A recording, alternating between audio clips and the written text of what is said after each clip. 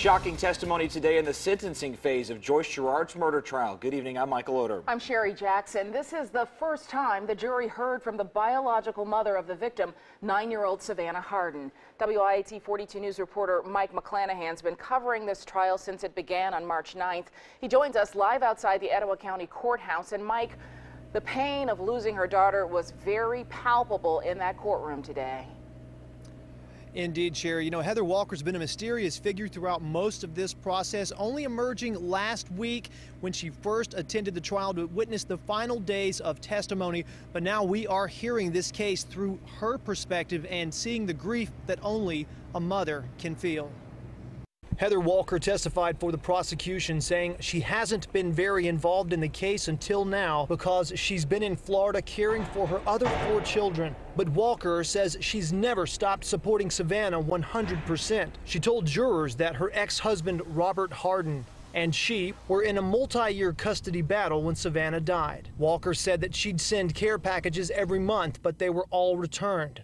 She said she only got to talk to Savannah one time during the 2 years before she died because her ex-husband's family changed their phone number. Walker said Savannah was a wonderful, generous girl who wanted to be a veterinarian and take care of horses.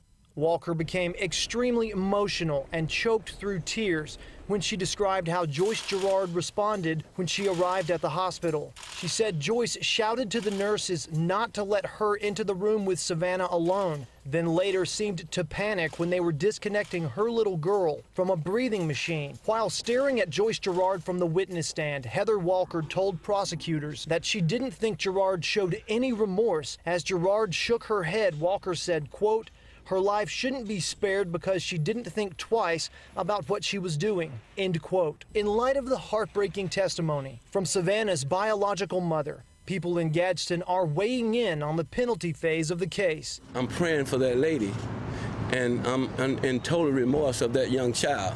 The death penalty is kind of harsh, but she did do something pretty terrible.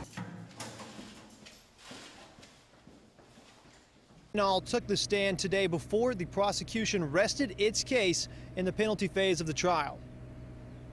Mike, Jessica Hardin, who's Savannah's stepmother, is facing felony murder charges in the child's death, but we have not heard a lot about her case.